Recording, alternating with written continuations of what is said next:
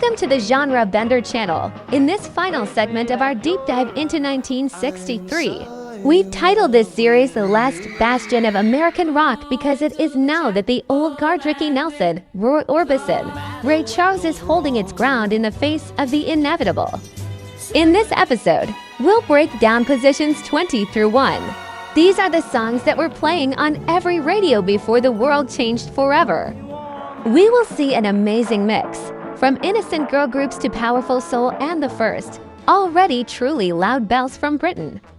This is the music of a moment when the calm before the storm was as intense and melodic as possible. Get ready, we are starting the countdown to the top hits of the year. Let's go! Number 20 is our top. We start our top 20 with an artist who grew up before the eyes of all America. By 1963, Ricky Nelson was no longer just a teen idol. He had become a serious musician. I'll lay at your feet. Oh, well, Ricky Nelson, For You. yes, baby, for you.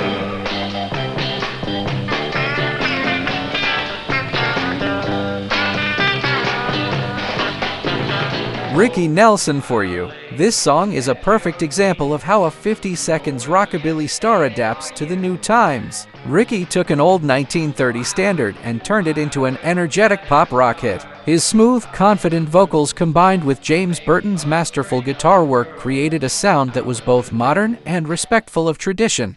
Over the highway and over. For Nelson, this was an important comeback to the top of the charts, proving that his sincerity and style still resonated with the public. The song is filled with the bright optimism that would soon give way to more complex emotions. Over the highway and over. Next, number 19 is our top. Next to Genius. In 1963, Ray Charles continued his bold experiment of merging country, soul, and pop music, breaking every possible barrier.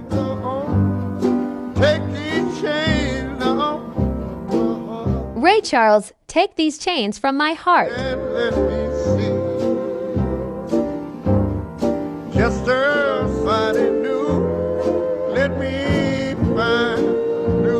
Ray Charles, Take These Chains From My Heart. Ray took a Hank Williams classic and infused it with such depth of soul that the song sounded entirely new. This was the pinnacle of his modern sounds in country and western music, period. Charles proved that pain and longing are universal, regardless of genre.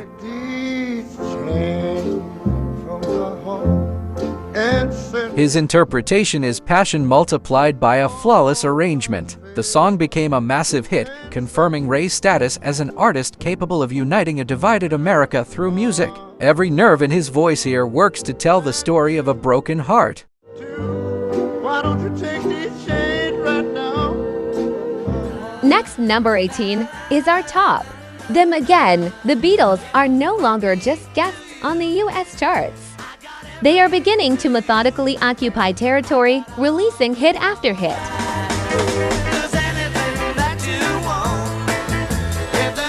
The Beatles, From Me to You.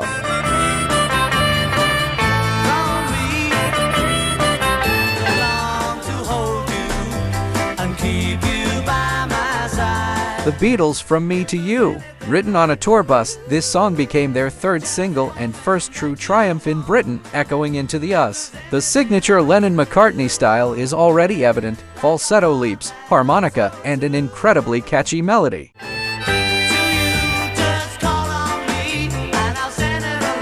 The lyrics are simple and directed straight to the listener, creating an intimate connection that would become the key to Beatlemania. In 1963, it sounded like a breath of fresh air, fast, bold, and very professional. The band had found the formula for the perfect pop single.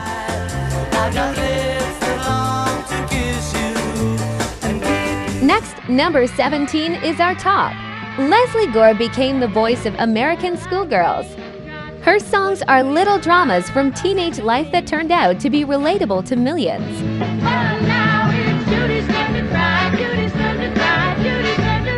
Lesley Gore, Judy's Turn to Cry.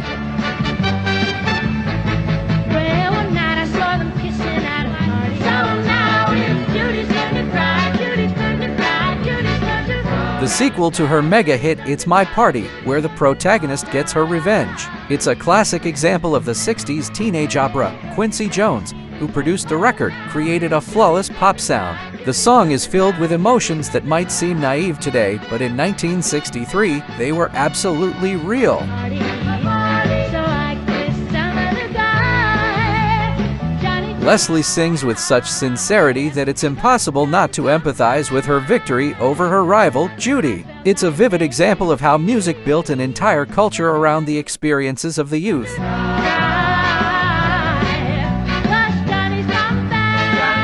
Next, number 16 is our top. Are the Kings of Harmony, even as their popularity began to dip slightly under the pressure of new names, they continued to release high-quality rock and roll.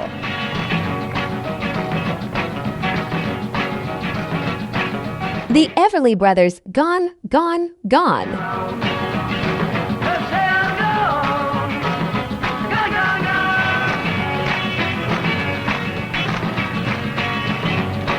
The Everly Brothers, Gone, Gone, Gone.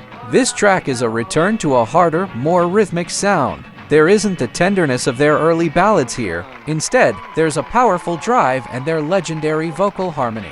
The song sounds very American, at the intersection of country and rock.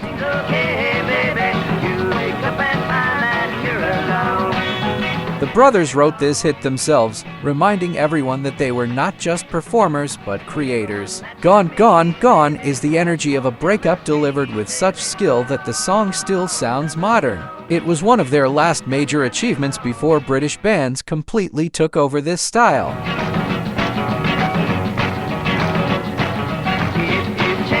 Next, number 15 is our top.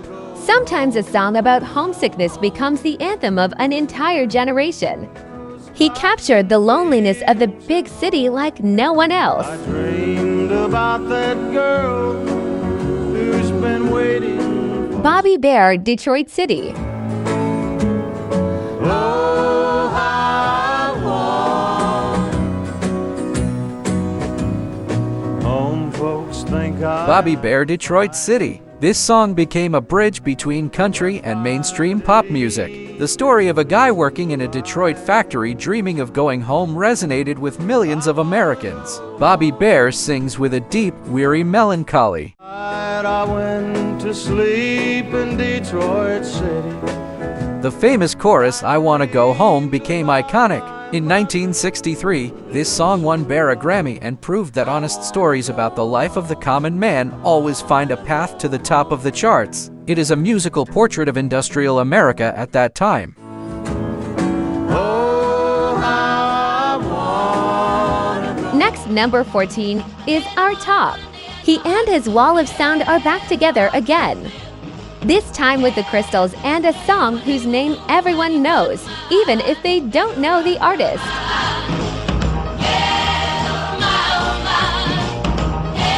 The Crystals, Da Do Ron Ron.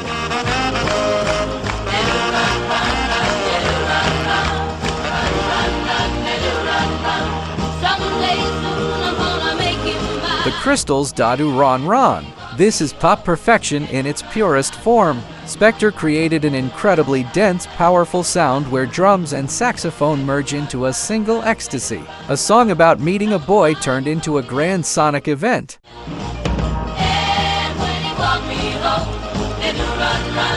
Lala Brooks' voice pierces through the arrangement with incredible energy. Da Do Ron Ron is a symbol of the carefreeness and joy of 1963. It seems simple, but behind that simplicity lies complex studio work. This song became the benchmark for all future girl groups.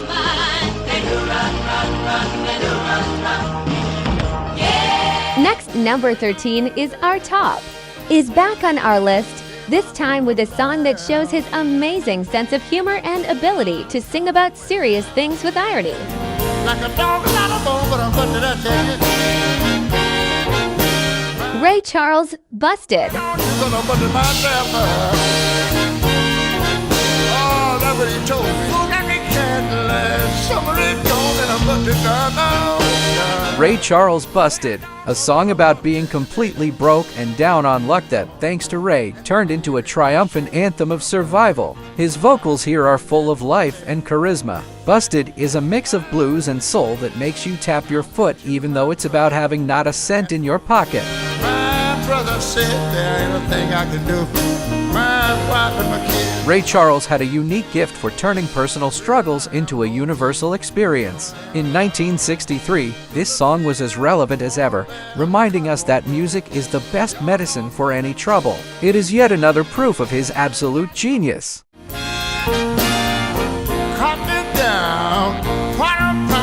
Next, number 12 is our top. The King is Back. In 1963, he proved he still possesses the most unbridled energy in rock and roll.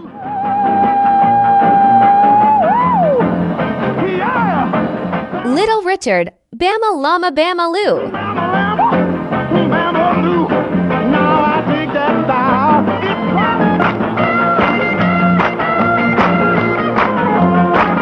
Little Stevie Wonder Workout. Stevie, Workout. This was the cry of the soul for good old rock. After a period of religious seeking, Richard returned to what he did best: insane drive and wild shouting. The song sounds as if the 50s never left.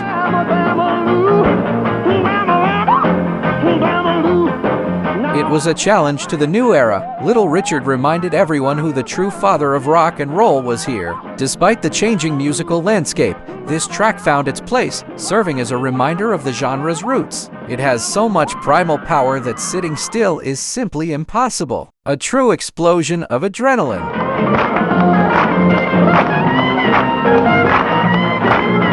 Next, number 11 is our top. Moving to calmer tones, he's a classic singer who, in 1963, reminded America of the power of the traditional romantic ballad. I know your love will always see me. Ah, Martino, I love you because...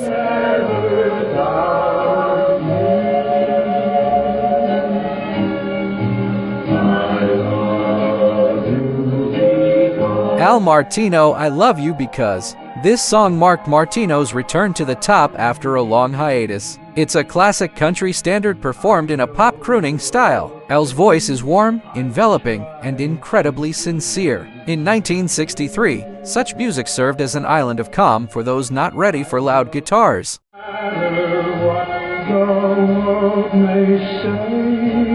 The song's success showed that traditional values and eternal themes of love will always have their place in the charts. This is music that doesn't age because it speaks of the simplest and most important feelings. If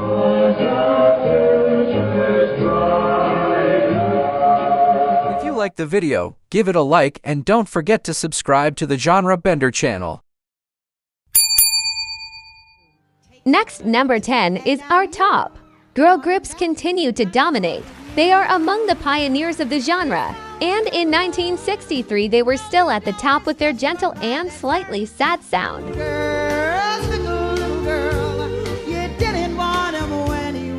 The Shirelles' Foolish Little Girl,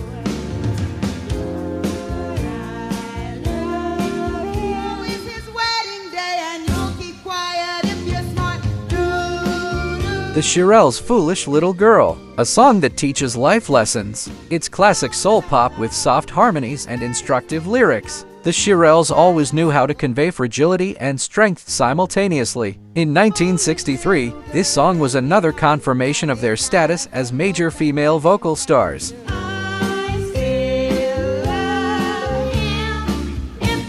The melody seems light, but Shirley Alston's vocals had the necessary depth and drama. This is music from a time when pop hits were often little lessons for youth, wrapped in a beautiful musical package.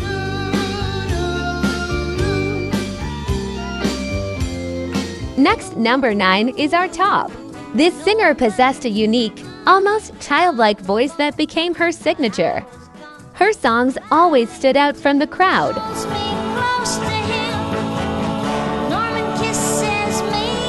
Sue Thompson, Norman.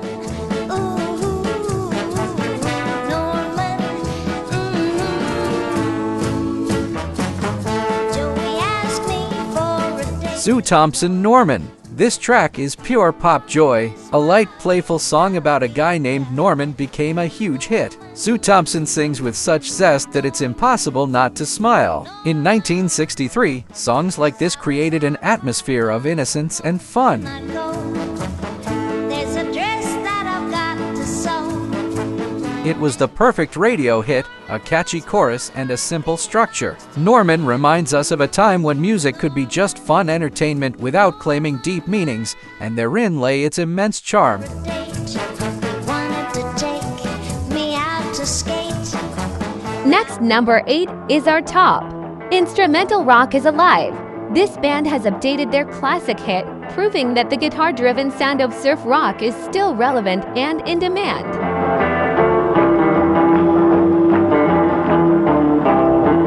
The Ventures, Walk, Don't Run.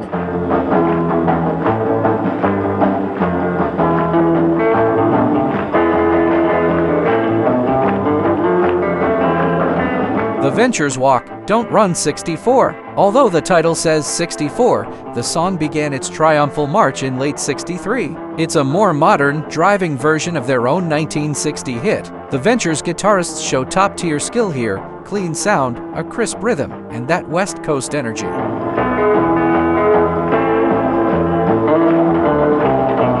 This track became a bridge between the old instrumental and the new guitar sound that many rock bands would later adopt. In 1963, it was a confirmation that instrumental mastery was valued as much as vocals.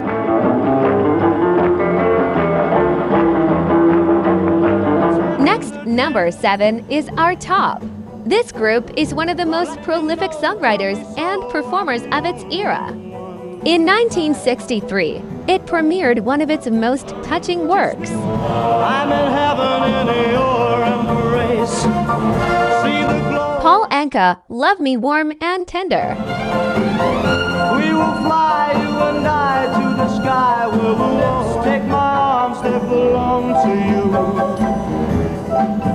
Paul Anka, Love Me Warm and Tender. This song is like an embrace. Paul Anka sounds very mature and sincere here. The soft arrangement with strings emphasizes the track's romantic mood. In 1963, Anka continued to be a style icon, skillfully blending teen popularity with the quality of adult variety music. Of your angel face. Heaven sings, heaven rains. The song became a hit, often played at dances, creating that very atmosphere of intimacy and tenderness. It is a prime example of high-class pop production in the early 60s, where every word and note is aimed at creating a cozy mood. Love me warm and tender, dear. Next, number 6 is our top.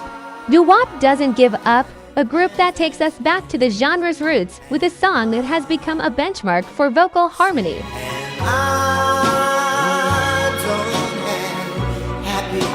The Skyliners, Since I Don't Have You.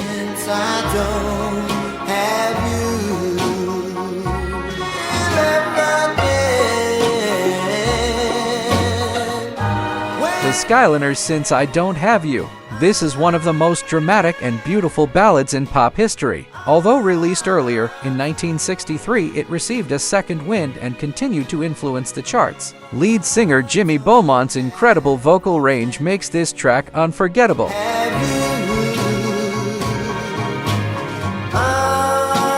The song about losing love sounds like a true tragedy here. It proved that doo-wop could be serious and profound art. In 1963, this track served as a reminder of where modern pop vocals began, inspiring a new generation of artists.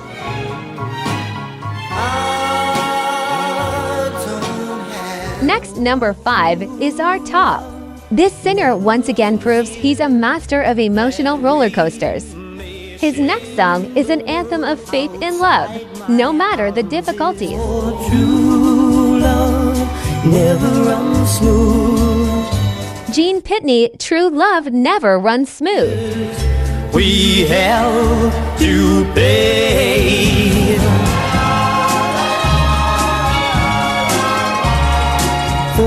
Gene Pitney, True Love Never Runs Smooth. Written by the great Bacharach and David, this song fits Pitney's dramatic vocals perfectly. It's full of that orchestral brilliance that was a hallmark of the early 60s. The lyrics about true love always facing obstacles resonated with everyone. Rest your lips to mine. Gene sings with such energy and passion that you believe every word. In 1963, this song became one of his major achievements, confirming that Pitney was one of the most technical and emotional singers of his era. A true pop masterpiece. True love is worth all the pain, the heartaches and tears. Next, number 4 is our top. Welcome to the Wedding. This group gave us one of the most joyful and vibrant hits of the decade. Sky is blue, whoa, birds are. The Dixie Cups, Chapel of Love.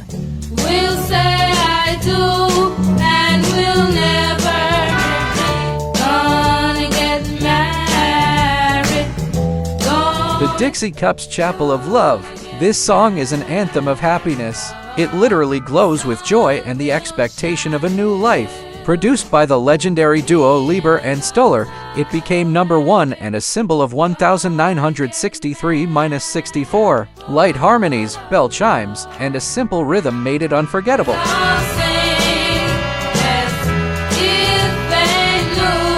For the Dixie Cups, this was their star moment. The song reflected the side of the 60s that believed in traditional happiness and lifelong love. Even today, Chapel of Love remains one of the most popular wedding songs, reminding us of eternal values.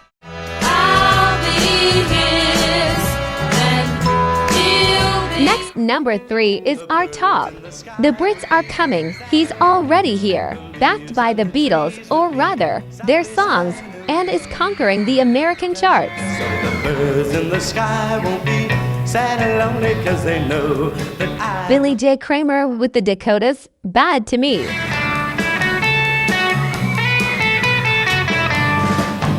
no intention of letting you go, just as long as you Billy J. Kramer with the Dakotas, Bad to Me. John Lennon wrote this song specifically for Kramer, and it became a perfect example of Mercy Beat. Light, melodic, and very British. Billy J. Kramer, with his soft vocals, perfectly conveyed the mood of this composition. In 1963, the success of this track in the US showed that the American public craved the new sound from Liverpool. I've got my one and only, they'll be glad you're not bad. The Dakotas provided a crisp and professional instrumental. This was one of the first bricks in the wall that British bands would soon build, completely changing the rules of the music market.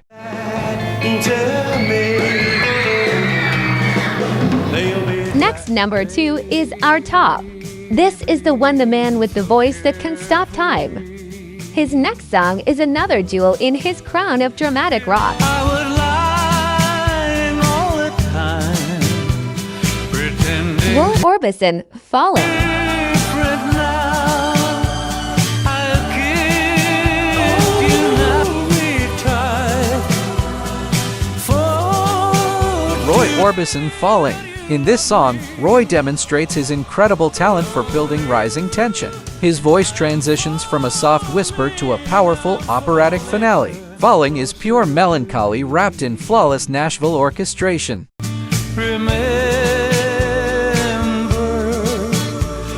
In 1963, Orbison was at the peak of his creative journey, making music that was beyond time and fashion. He was the only American artist the Beatles truly respected and even feared. The song about falling in love sounds like a fateful event that changes everything. True vocal magic.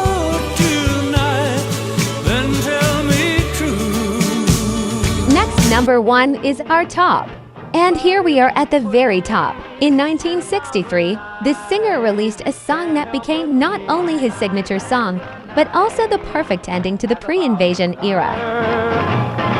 So you keep telling me that you're lonely, Bobby V, The Night Has 1,000 Eyes. and 1,000 eyes can't help but see.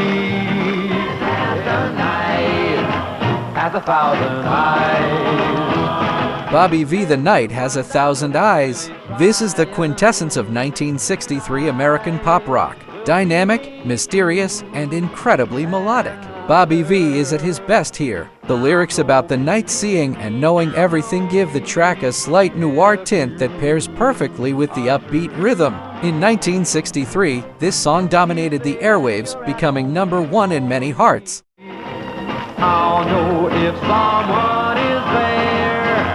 It symbolizes the peak of professionalism in the American industry of that time, when everything from arrangement to performance was perfected. It was the last great chord before rock music would become rawer and more straightforward. A true classic. Each time that my geese astray, 'cause the night We have finished our review of 1963. It was a year of great voices, flawless arrangements, and the last calm summer of American pop culture. We saw how the last Bastion held the defense, creating masterpieces for the ages. But time does not stand still. In the next episode, we will cross the threshold into 1964, the year when everything exploded, when the British invasion became a reality, and music was divided into before and after. Thank you for being with us on this journey. Subscribe so you don't miss the start of a new, even more turbulent era. 1964 is just around the corner. If you liked the video, give it a like and don't forget to subscribe to the Genre Bender channel.